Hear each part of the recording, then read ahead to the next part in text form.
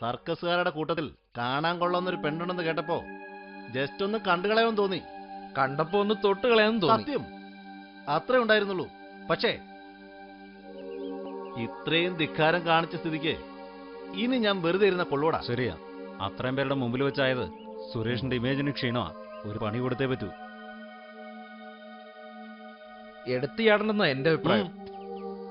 അവൾ അത്യാവശ്യം തന്റേടിയാണെന്ന് എനിക്ക് തോന്നുന്നത്. ഇനി ഒരിക്കൽ കൂടി ചമ്മിയ പിന്നെ കത്തി സുരേഷ് ഈ പേര് മാനത്തൊന്ന് പൊട്ടിയുണ്ടായതല്ല, ഒരു പെണ്ണല്ലേ എന്ന് കരുതി തത്സമയം ഞാൻ വിട്ടുകളഞ്ഞു, അത്രമാത്രം. പക്ഷേ ഇനി ഞാൻ അവളെ ഒരു പാഠം പഠിപ്പിക്കും.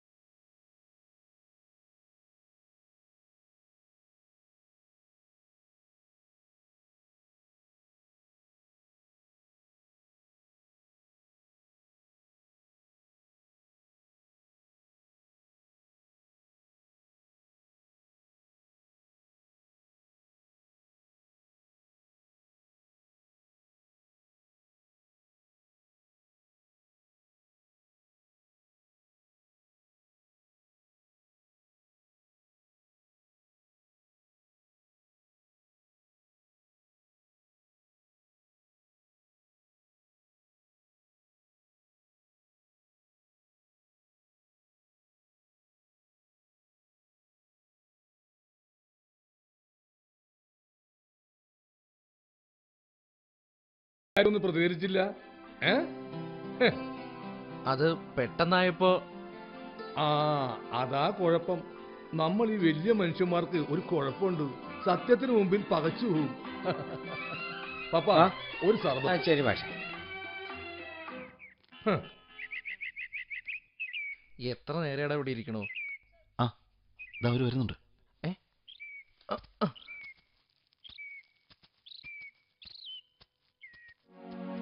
ഒന്ന് നിന്ന് ചേച്ചിയെ, ഞങ്ങളൊരു 500 രൂപയും പിടിച്ചോണ്ട് വെയിറ്റ് ചെയ്യാൻ തുടങ്ങിയിട്ട് നേരം കുറെ ആയേ. ചേച്ചിമാർക്ക് ഞങ്ങളെ കണ്ണു പിടിക്കുന്നില്ലായിരിക്കും. ഞങ്ങൾ കുട്ടികളൊന്നും അല്ല കേട്ടോ. കണ്ണിലെ പിടിക്കോ പിടിക്കാതിരിക്കോ ചെയ്യേണ്ട ആവശ്യം ഇങ്ങ എന്താ മക്കളെ? ഈ മക്കള് വിളി ഞങ്ങൾക്ക് അഡ്ജസ്റ്റ് ചെയ്യാൻ പറ്റുന്നില്ല ചേച്ചി. സാരമില്ല, എന്തായാലും നിങ്ങളുടെ വായിന്ന് വന്ന വിളി ചേച്ചിന്നല്ലേ. അതിന്റെ അർത്ഥം ഞങ്ങൾക്ക് നിങ്ങളെക്കാൾ പ്രായമുണ്ടെന്നല്ലേ? അനിയന്മാരെ, എന്റെ അപ്പൂന് 5-6 വർഷം കഴിഞ്ഞാ നിങ്ങളുടെ പ്രായമാവും. അത്രയല്ലേ നിങ്ങളായിട്ടുള്ളൂ. നിങ്ങള് അമ്മയുടെയും ചേച്ചിയുടെയും പ്രായമുള്ളവരോട് ഇങ്ങനെയൊക്കെ പെരുമാറാൻ തുടങ്ങിയ പിന്നെ എന്തിനാ നിങ്ങൾ സ്കൂളിലും കോളേജിലൊക്കെ പോണത്? സങ്കടമുണ്ട്. സഹോദരിയോ? എല്ലാരെയും സഹോദരിമാരായി കണക്കാക്കിയ പിന്നെ എങ്ങനെ കാര്യങ്ങൾ നടക്കണേ? ചേച്ചി ഉമ്മ വാചകം അടിച്ച് നേരം കളയാതെ. നിങ്ങൾ രണ്ടുപേരുണ്ട്, ഞങ്ങളും.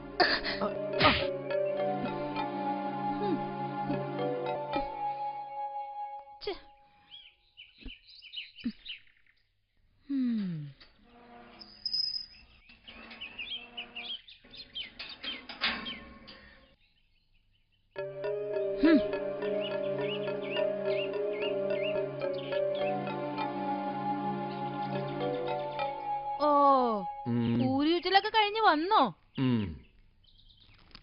ദേ, ഈ ഇടയായിട്ട് നിങ്ങൾക്ക് എന്താ ഒരു മാറ്റം? എന്ത് മാറ്റം? അല്ല, എന്നെ യാതൊരു വിലയില്ലാത്ത മാതിരി. കണ്ടോ കണ്ടോ, കല്യാണം കഴിഞ്ഞിട്ട് ഇത്ര വർഷമായി എന്നെ ഇങ്ങനെ നോക്കാനേ നിങ്ങൾ ഇതുവരെ ധൈര്യപ്പെട്ടിട്ടില്ലല്ലോ.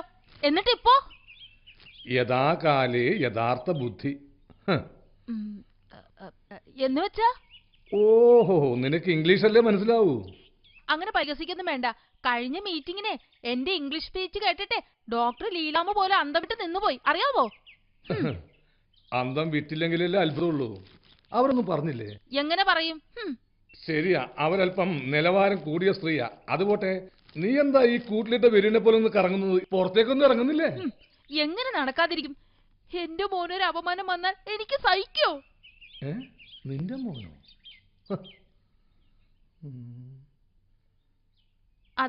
ഭർത്താവിന്റെ ആദ്യ ഭാര്യയുള്ള മകനെ സ്വന്തം മകനെ കാണാനുള്ള ഹൃദയവിശാലതൊന്നും നിനക്കില്ലെന്ന് നീ ഇന്നലെ എന്നോട് പറഞ്ഞത്. എന്നിട്ട് ഇപ്പൊ ഇങ്ങനെ? എന്ന് വെച്ചാൽ അവൻ അപമാനിക്കപ്പെട്ടല്ലേ കൈയും കെട്ടി നോക്കി നിൽക്കാനൊന്നും എന്നെ കൊണ്ടാവില്ല. ഷോ, ഈ സൊസൈറ്റി മെമ്പേഴ്സിന്റെ മുഖത്തൊക്കെ ഇനി ഞാൻ എങ്ങനെ നോക്കും? അപ്പൊ അതാണ് പ്രശ്നം. ആട്ടെ, എന്ത് അപമാനോ ഇത്ര ഭീകര രീതിയിൽ ഉണ്ടാക്കി വെച്ചത്? അതോ നാട്ടിലെ ആണുങ്ങളുടെ മുമ്പിലെ ഡാൻസ് ആടി പിച്ചപാത്രം നീട്ടി പൈസ വാങ്ങുന്ന ആ അലവലാതി പെണ്ണില്ലേ, അവളെ എന്റെ മോന്റെ മുഖത്തടിച്ചെന്ന്, അതും നനഞ്ഞ തുണി കൊണ്ട്. ഒറ്റ മണിക്കൂർ കൊണ്ടേ നാട്ടിൽ മുഴുവൻ പാട്ടായില്ലേ? ഈ നാട്ടിലുള്ള എന്റെ നിലയും വരെ എന്താണെന്നാ നിങ്ങളുടെ വിചാരം? ആ ജെസ്സിയോട് ആമിനത്താത്തോടൊക്കെ എല്ലാവരോടും ഞാൻ വരാൻ പറഞ്ഞിട്ടുണ്ട്. ഇന്നത്തോടെ ആ ദേവദാസി പെണ്ണുങ്ങളെ ഈ നാട്ടിൽ നിന്ന് തന്നെ ഞാൻ ഓടിക്കും. ഇത്രയ്ക്കായോ അവരൊക്കെ? സ്ത്രീവർഗത്തെ മുഴുവൻ നാടക്കാരുണ്ടാക്കുന്ന വർഗങ്ങള്.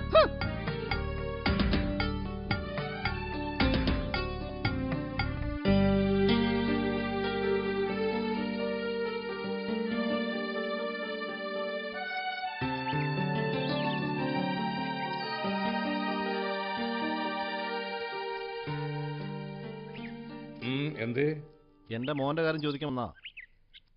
വെറുതെ നടന്നു വരുന്ന ഒരുത്തനെ എതിരെ വരുന്ന ആള് തലങ്ങും വിലങ്ങും തല്ലുവോ? അതും ഒരു പെൺകുട്ടി. ഒരു ഉറുമ്പിനെ പോലെ നോക്കിയാൽ തന്നെ അവന്റെ മുഖം കാണണം. ഇന്ന് ഒറ്റകൾ ഇവിടുന്ന് ഓടിക്കണം. അത് ശരി, എല്ലാ സുഖസൗകര്യങ്ങളും സ്വാതന്ത്ര്യവും വാരിക്കോരി കൊടുത്തിട്ട് ആൺകുട്ടികളെ നിലവാരമില്ലാതാക്കി വളർത്തിയതും പോരാ, അവര് കാണിക്കുന്ന എല്ലാ വൃത്തികൾക്കും കൂട്ടുനിൽക്കുക ന്യായീകരിക്കുക. നിങ്ങളിപ്പോൾ പറഞ്ഞല്ലോ എവിടുന്നോ കെട്ടുപൊട്ടിച്ച് വന്നു ഇവിടുന്ന് ഓടിക്കണമെന്നും. ഈ രാജ്യം നിങ്ങളെപ്പോലെ തന്നെ ഞങ്ങളുടേതുവാ.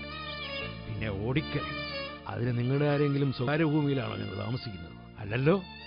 അപ്പോ അങ്ങനെ അല്ലാത്തിടത്തോളം കാലം സർക്കാർ തീരുമാനിക്കട്ടെ. ഞങ്ങൾ എവിടെയെങ്കിലും അന്തി ഉറങ്ങണോ അതോ കൂട്ടി ആത്മഹത്യ ചെയ്യണോ?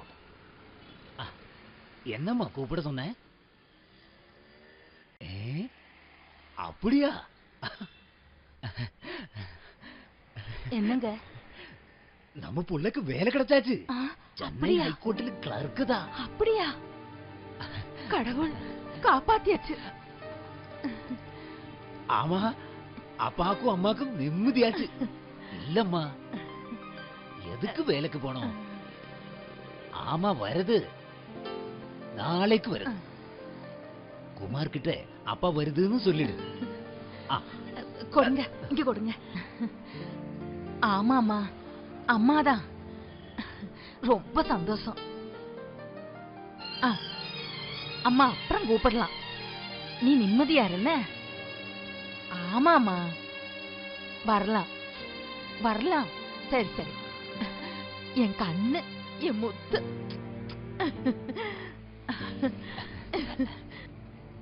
ஏய், என் மகளுக்கு வேலை கிடைச்சாச்சு சாமி. 7000 ரூபாய் ஸ்டார்டிங் சாலரி கிடைக்கும். நாங்கள் இனி வேலைக்கு போகல. நீதி நீங்க எடுத்துடுக்கோ சாமி, இது என்னோட சந்தோஷத்துக்கு தான். வாமா.